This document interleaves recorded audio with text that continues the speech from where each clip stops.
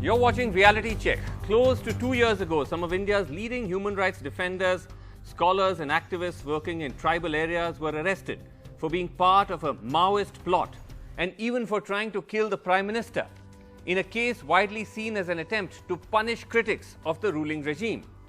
Now a new report suggests that crucial evidence which the investigating agencies built the case against these activists may have been planted. Now, this is the Bhima Koregaon case, which, to remind ourselves, the trigger for which was the violence which erupted in 2017 in Maharashtra's Bhima Koregaon village in a Dalit upper caste clash on the anniversary of the Battle of Bhima Koregaon, symbolic of Dalit assertion. Scores of activists, including human rights lawyer Sudha Bharadwaj, the scholar Anand Teltumbre, tribal rights activist Stan Swamy, were picked up in batches, accused of inciting the violence and of being part of a wider Maoist plot. Now, the police case relied heavily on letters supposedly recovered from the laptops of these activists, especially that of the laptop of Rona Wilson, who has worked on political prisoners, as well as those accused in terror cases. Letters in which these activists allegedly discussed attacks on Indian soil, including on the Prime Minister. Evidence which the activists have denied as fabricated. It's now emerged that Wilson's lawyer sent Wilson's hard drive, which had been seized by the police, and a copy of which was provided to the lawyers by the police, to a US-based forensic firm, Arsenal Consulting. Arsenal's report, first reported by the Washington Post today, is a bombshell.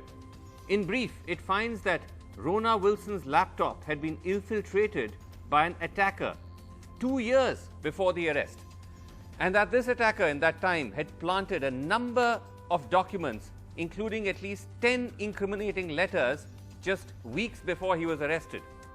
The identity of the attacker is not known. The US lab Arsenal describes this as one of the most serious cases of tampering. Based on their report, lawyers for Rona Wilson have moved the Bombay High Court asking for the case against him to be dropped.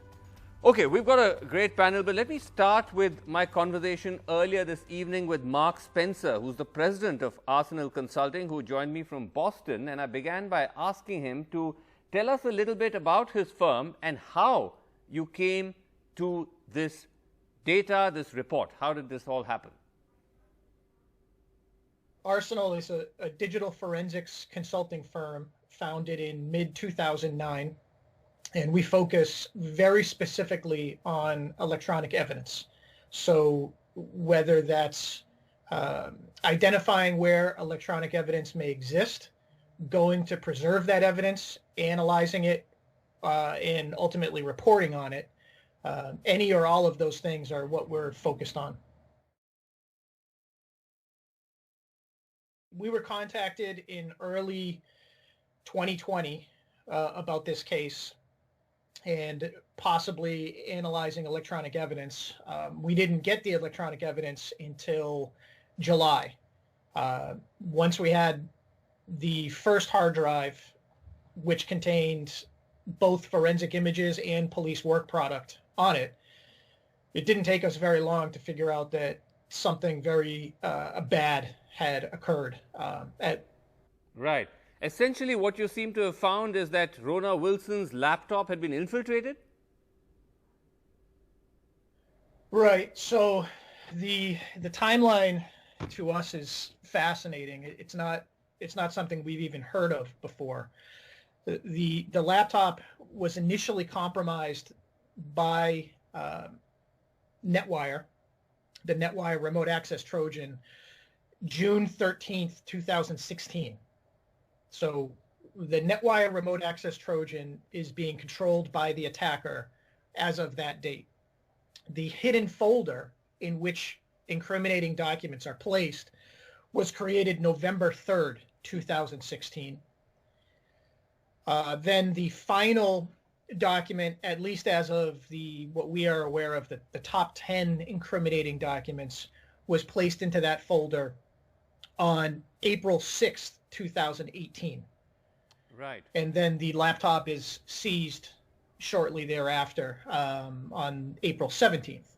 So it's really the incredible time span here not only in terms of a computer being compromised, that's not unusual for a computer to be compromised over a long period of time, but to have incriminating documents that are dropped over time onto a computer by something like the NetWire remote access Trojan, that is unprecedented. It's not something, like I said, we've heard of before.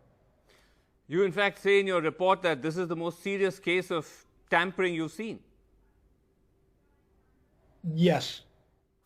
Okay, could you also just share with us, Mark, the modus operandi used by this attacker?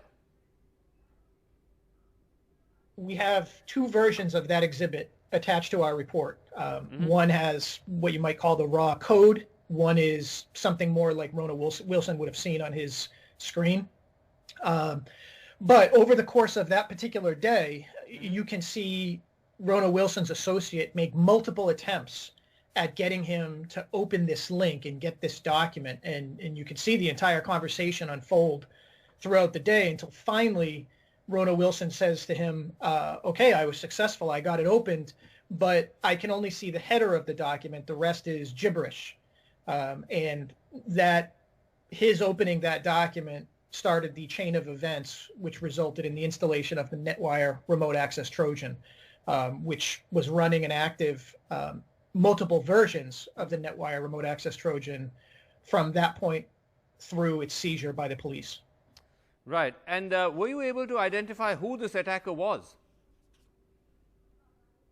No, we are not going to be involved in attribution at this point in any way related to the identity of the attacker. What we can say confidently is it's very obvious that the goals were surveillance. We would say very aggressive surveillance and document delivery, more specifically incriminating document delivery. Right. And the attacker had extensive time and resources. I would say emphasis on time. It's really amazing how much time the attacker spent on Rona Wilson's computer. Right. And Mark, last question to you. Would the authorities here be able to argue that this is not the original drive which they seized from Rona Wilson's laptop? They can turn around and say this could be any drive to which anything could have been done. No.